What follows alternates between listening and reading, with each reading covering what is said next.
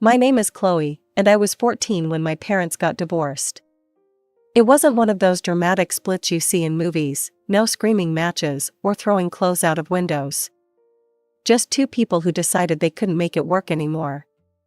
Dad moved several states away, and Mom started dating again almost immediately. That's how Richard entered our lives. Richard seemed nice enough at first. He had a good job at some corporate firm, dressed well, and made my mom laugh. But there was something about the way he looked at me that made me uncomfortable from day one.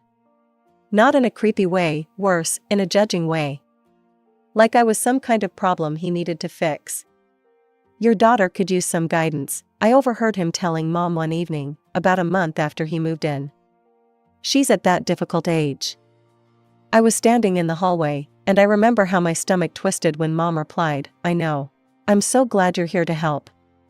But it wasn't help, it was criticism wrapped in fake concern, delivered with a smile that never quite reached his eyes. It started small, with little comments about my clothes or my hair. Then it escalated. I remember the first time he really got to me.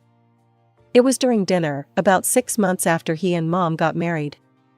I was wearing new jeans I'd bought with my allowance. "Those jeans are getting a bit tight on you, aren't they, Chloe?" Richard said, his fork pausing halfway to his mouth. "You're growing so fast."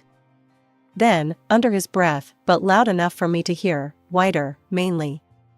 I felt my cheeks burn as tears threatened to spill. "They're supposed to fit like this," I managed to say.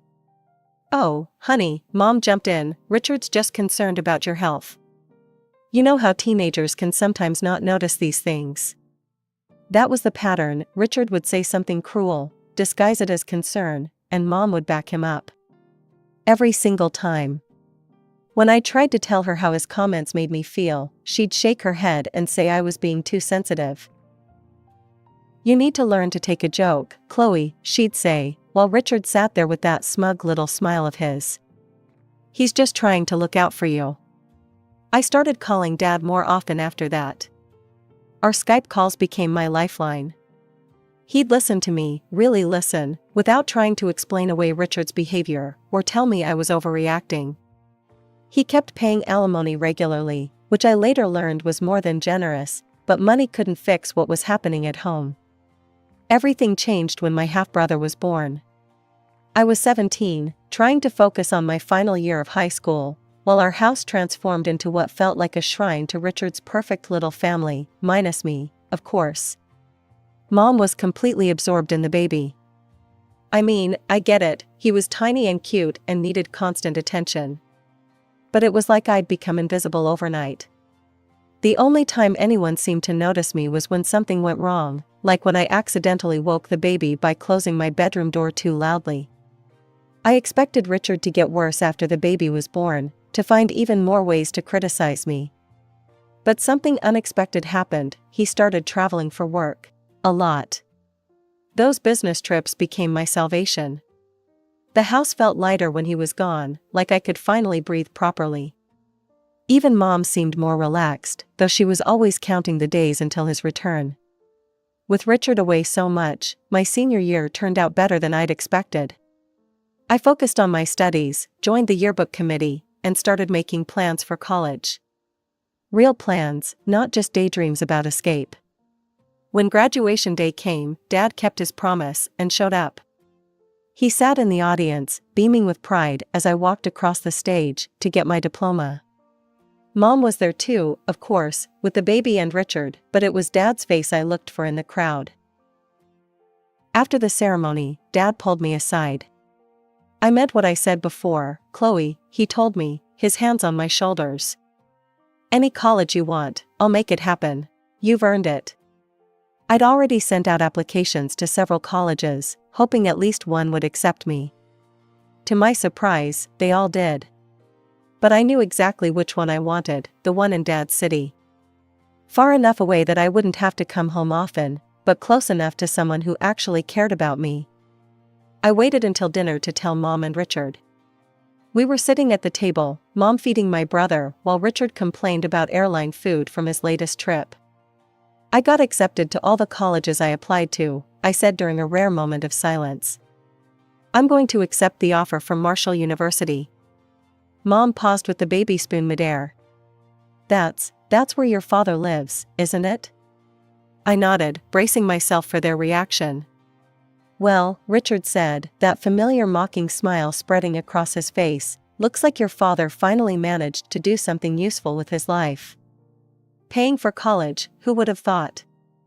I gripped my fork so hard, my knuckles turned white. The urge to snap back at him, to tell him exactly what I thought about his useful contribution to my life, was almost overwhelming. But I held my tongue. I didn't want to give him the satisfaction of seeing me lose my cool. Mom let out a small sigh of what sounded suspiciously like relief. Maybe she was glad to finally have me out of the way, free to focus on her real family without the complicated reminder of her previous marriage hanging around. The next morning, I packed everything I could fit into 2 suitcases and a backpack. Mom was too busy with the baby to notice me hauling my bags downstairs, and Richard had already left for work. Dad arranged for a car service to pick me up, and by that evening, I was standing in front of his house, a beautiful 2-story colonial with a wraparound porch. It was so different from the cramped house I'd left behind, but it wasn't just the size that struck me. It was the warmth. Sarah, Dad's fiancée, was waiting at the door with him. She wasn't what I'd expected. She was younger than Mom, with bright red hair and paint-stained jeans. She gave me a huge hug like we were old friends. "We've got your room all set up," she said, grabbing one of my bags. "I hope you don't mind, but I might have gone a bit overboard with the decorating." The room was perfect, peaceful blues and grays, with a window seat overlooking the backyard. No baby crying, no Richard's critical comments, no walking on eggshells. Just peace. Mom called that night, after she'd found my note. "You could have said goodbye properly," she said, sounding hurt. "Your brother was looking for you all day." "He's 2, Mom. He'll forget I was ever there soon enough." I spent those first few weeks settling into my new life, getting to know Sarah better. She was an art teacher at the local high school, and she had this way of making everyone feel comfortable. We'd stay up late sometimes, drinking hot chocolate and talking about everything and nothing. Despite Dad's offers to support me completely, I wanted to be independent. I found a job at the Daily Grind, a busy cafe near the house. It wasn't glamorous work, but I enjoyed it. The regular customers were nice, my coworkers were fun, and the tips were decent. When fall came, I moved into the dorms at Marshall University. My roommate, Jenny, was a music major from Chicago who practiced violin at odd hours, but always brought me coffee when she came back from her early morning rehearsals. I was studying business administration and actually enjoying my classes, working at the cafe between lectures and study sessions. A year passed like this, and I was happy. Really happy. Until one ordinary Tuesday afternoon at the cafe changed everything. I was clearing tables when I heard a familiar laugh, one that made my stomach drop. There, at a corner table, was Richard. But he wasn't alone, and he definitely wasn't on a business trip. He was with a woman I'd never seen before, and they were kissing like teenagers on a first date. "Hey, Lisa," I whispered to my coworker, trying to keep my voice from shaking. "Can you take table 12? I need to take my break." I ducked into the back room, my heart pounding. Through the small window in the door, I could still see them. My hands were trembling as I pulled out my phone and started recording. Richard was holding the woman's hand across the table now, looking at her the way he used to look at Mom in the early days. When they finally left, Lisa found me still hiding in the back. "What was that about?" she asked, looking concerned. "Did you know those people?" "The man," I said carefully.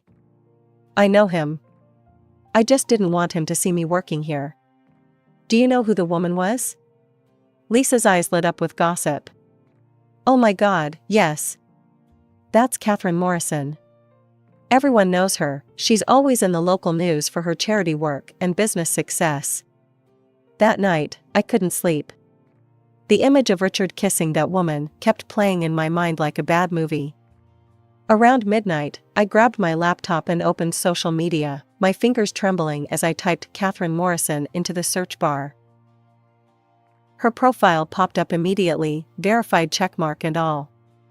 CEO of Richmond Technologies, I read aloud to myself in the darkness of my dorm room. This was the same company where Richard worked.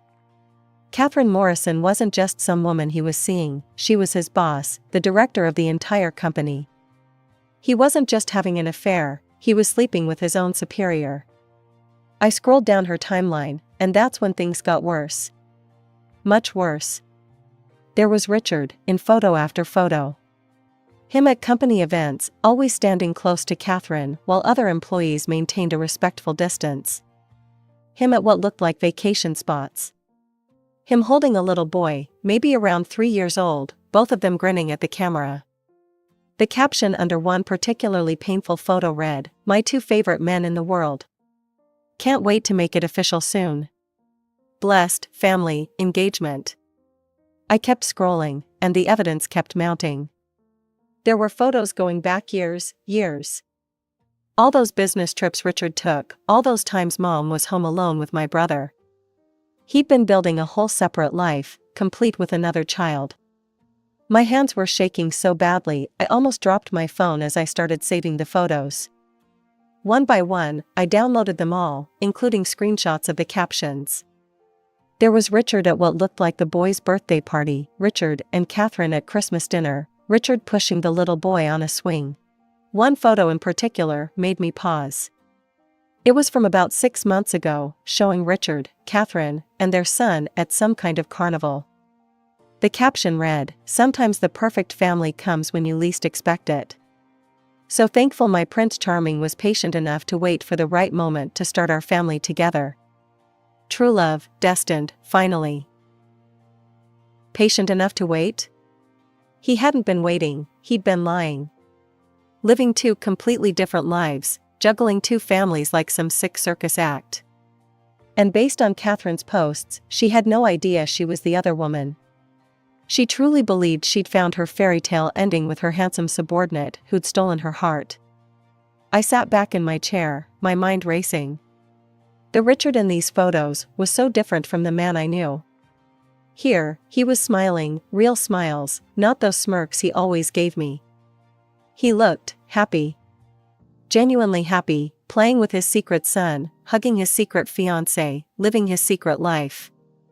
"Oh Mom," I whispered to my empty room, "what has he done to us?" I checked the time, almost 3 a.m. I had an early class tomorrow, but sleep was the last thing on my mind. I needed to make sure I had every bit of evidence saved. Mom would need to see this. The truth needed to come out, even if it was going to hurt everyone involved. A week later, I found myself on a train headed home. The evidence was still burning a hole in my phone, and my stomach was in knots. I hadn't told Dad where I was going, he wouldn't have understood why I needed to do this. Mom looked genuinely surprised when she opened the door. "Chloe, we weren't expecting you." My little brother was toddling around her legs, and for a moment, it felt almost normal. Then Richard appeared behind them. Well, he said, that familiar mocking tone already creeping into his voice. "Don't tell me, you got kicked out of college for failing grades and need to come crawling back home?" Mom laughed like it was the funniest joke she'd ever heard. "Richard, stop it. I'm sure Chloe's doing fine at school, aren't you, honey?" I forced a smile. "I'm on the dean's list, actually." "Of course you are," Richard smirked, looking me up and down. "Say, those jeans keep getting bigger and bigger every time I see you. Is that the new style now? The baggy look?" I bit my tongue. I'd actually lost weight since starting college, all those shifts running around the cafe had toned me up considerably. But Richard never missed a chance to make digs about my appearance. The comments continued all day. Every time I moved, every time I spoke, Richard had something to say. When Mom served dinner, it got even worse. "Whoa there, Chloe," he exclaimed as I put some mashed potatoes on my plate. "Save some for the rest of us." I kept eating silently, watching him out of the corner of my eye. This man who sat here mocking me was the same one who'd been playing happy families with his boss just last week. The same man who had another child, another life. Honey, he turned to Mom with an exaggerated concerned expression, if Chloe's going to visit more often, we might need to invest in a second refrigerator. Mom giggled, gazing at him with such adoration it made my chest hurt. She really had no idea. My phone felt heavy in my pocket, loaded with proof of his betrayal. Should I show her? Looking at her face, so full of love for this man who'd been lying to her for years, I hesitated. After dinner, I headed upstairs to my old room, my mind still wrestling with what to do. But Richard's voice stopped me on the stairs. Where do you think you're going? I turned around, confused. To my room? Your room? He laughed. That's my office now. We converted it months ago. Didn't your mother tell you? Mom appeared in the hallway, bouncing my brother on her hip. Oh, I forgot to mention it. I can sleep on the couch, I offered, trying to keep my voice steady. Richard shook his head. You'll be in the way. Better head back to campus tonight. I looked at Mom, waiting for her to disagree, to stand up for me, to offer some alternative. Instead, she just nodded. Richard's right, sweetie. It would probably be better if you found somewhere else to stay tonight. Something inside me snapped. Maybe it was the way Mom wouldn't meet my eyes, or maybe it was Richard's smug expression, but I'd had enough. Why do you always do this? I turned to Mom, my voice shaking. Why do you always take his side? Can't you see how he treats me? How he's always treated me? Mom shifted my brother to her other hip, looking uncomfortable. Chloe, you're being dramatic. Richard just likes to joke around. You've always been too sensitive. Joke around? I let out a bitter laugh. Is that what you call constant mockery? The comments about my weight, my clothes, my life? He hates me, Mom. He's always hated me, and you've never once stood up for me. Richard stepped forward, that insufferable grin still on his face. Now, Chloe. Let's not turn this into one of your teenage tantrums. Shut up. My hands were trembling as I pulled out my phone. You don't get to talk anymore. I pulled up the first photo and held it up to his face. The effect was immediate, all the color drained from his cheeks. What's that? Mom asked, peering at the screen. Richard, what's wrong? Would you like to explain to Mom what kind of business trips you've been taking? I swiped to the next photo, the one of him with his other son. Or maybe you'd like to tell her about your fiancé? You know, your boss at Richmond Technologies? The one you have a child with? Mom's mouth fell open. The room was so quiet I could hear the tick of the wall clock.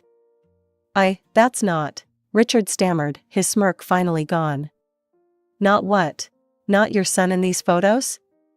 Not you kissing Catherine Morrison? Not your engagement announcement from 2 weeks ago? I turned to Mom. He's been living a double life for years, Mom. All those business trips?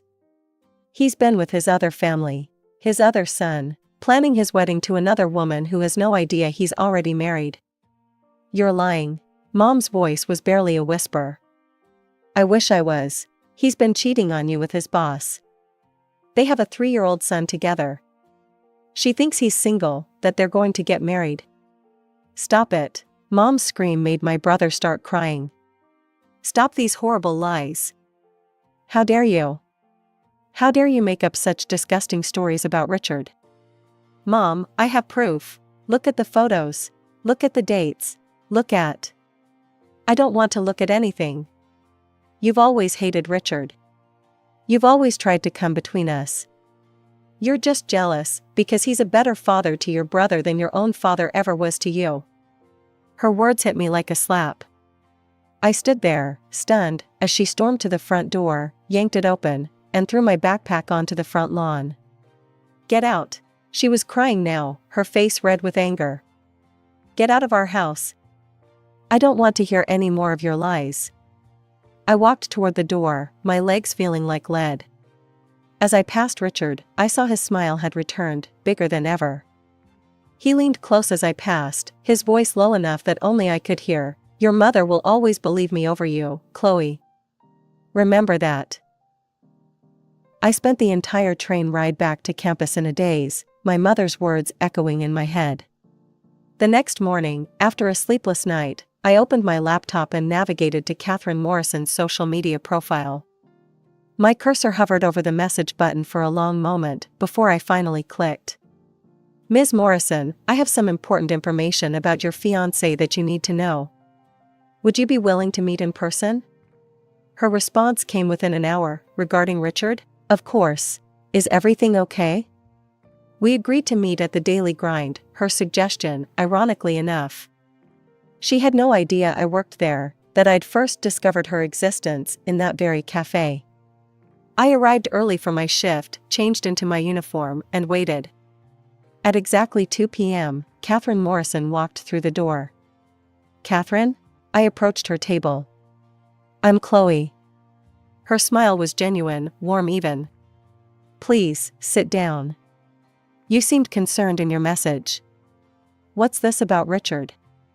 I took a deep breath. Before I show you something, I want you to know that I'm sorry. I really am. Her smile faltered. Sorry about what? I pulled out my phone and opened the photo gallery. This is my mother, I said, showing her a recent family photo. And this is her husband, Richard. My stepfather. Catherine stared at the photo, her perfectly manicured hand frozen halfway to her coffee cup. I don't understand. He's been married to my mom for years. They have a 2-year-old son together, my little brother. I swiped to another photo. This was taken at Christmas. No, she shook her head.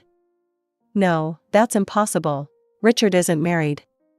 He told me he's never been married. We're getting married in the spring. We have a son. I know about your son, I said gently. And I know Richard told you he was single. He's been living a double life, husband and father in one city, fiancé and father in another. She sat in silence for a long moment, her coffee growing cold. All this time, she finally whispered. All those business trips home to his sick mother. He was going home to his wife. His other child. She let out a bitter laugh. God, I'm such a fool. I promoted him 3 times. Made him regional director. I thought he loved me. I'm sorry, I said again, because what else could I say? Don't be. She straightened her spine, CEO mask sliding back into place. Thank you for telling me the truth. I can see now he was just using me, for my position, my influence. She stood up, gathering her things. If you'll excuse me, I have some calls to make. Thank you, Chloe, really. I watched her walk out of the cafe, her heels clicking against the floor, her head held high, despite everything. She was stronger than my mother, I thought. She could face the truth. A week after my meeting with Catherine, my phone rang.